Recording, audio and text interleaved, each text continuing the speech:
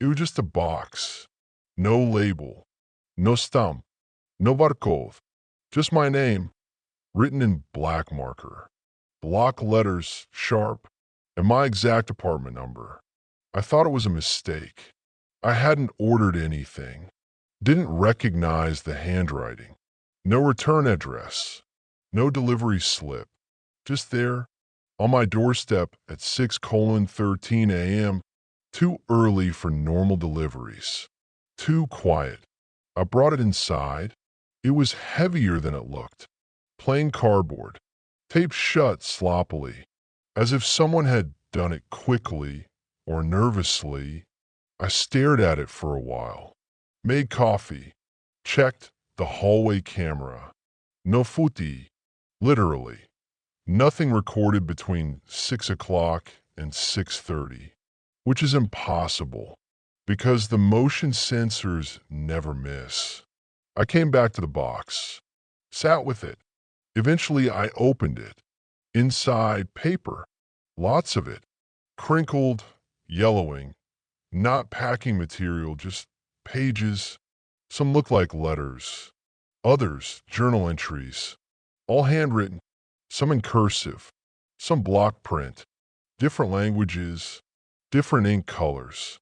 None made sense until I saw one, folded tightly, tucked under everything else. My name was on the corner, but not written recently. This paper was aged, brittle, faded. I opened it and froze. It was a letter I had written 20 years ago. When I was a kid, I recognized the handwriting immediately, the misspellings, the way I drew the little star on my eyes. It was real. It was one of those future me letters. We'd written them in school. Write to your future self. Tell them what you hope life will be like. I remember sealing it, putting it in a big red box with the others. Never saw it again, but here it was in my hands, in a box with no sender. I read it and started crying.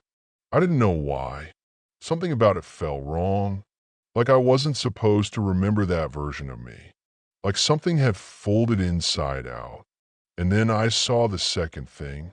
At the bottom of the box, a photograph. Me, age 6, holding a red balloon, wearing a green sweater I barely remembered. But that wasn't the part that stopped me. The background, the reflection in the glass behind me. There was someone standing next to me, close, smiling, but they had no face. I dropped the photo, stepped back, heart racing. I didn't take that photo, and I had never seen it before. I packed everything back up, closed the box, put it in the hall closet, tried to move on.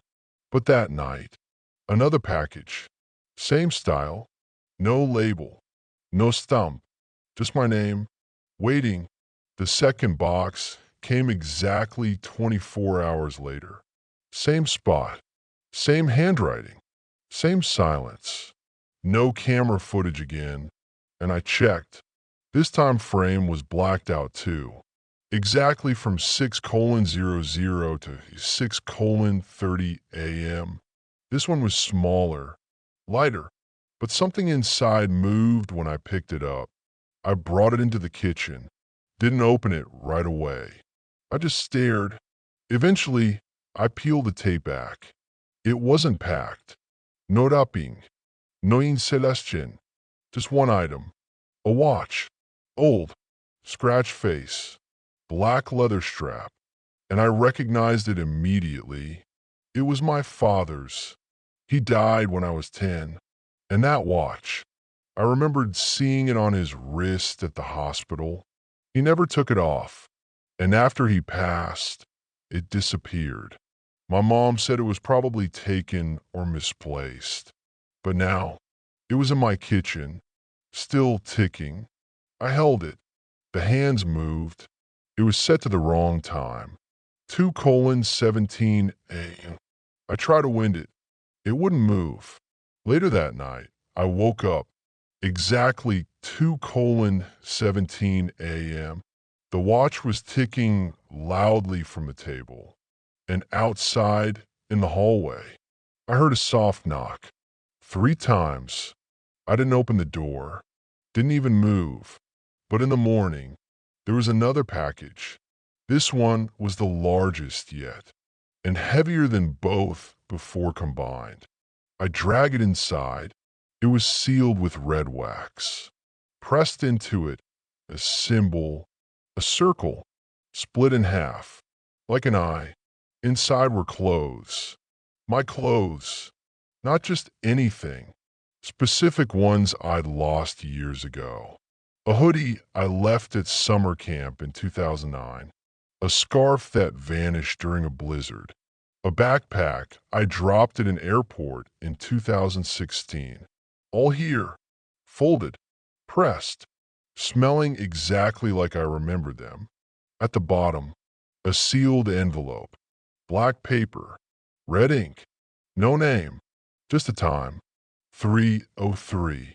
That night, I sat up, watched the clock.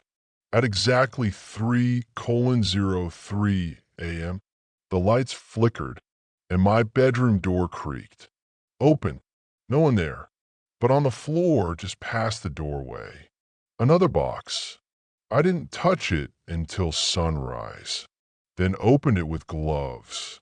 Inside, a mirror, small, round, cracked. My face stared back, except it blinked. Before I did, I dropped it. The crack spread, just slightly. No note this time, no label, just that blinking reflection burned into my brain. I tried to report it to someone, anyone. The police didn't believe me. The delivery company said no record existed. One man on the phone said, "You're not the first," then hung up. The next day, another box. No name, no return address. Inside, a photo album. Every photo was of me, sleeping, eating, reading, some in places I've never been. One showed me last week, wearing the hoodie I found in the earlier box. But I hadn't worn it. I still hadn't touched it. There was one last page, blank except for a typed line. You've been delivered to. I don't know what that means. But this morning, there was a knock. No box, just an envelope and a single key. The note said, "Time to return what was taken. I think they're coming soon. Not to deliver, but to collect. And I don't know if I'm the package or just part of what's inside.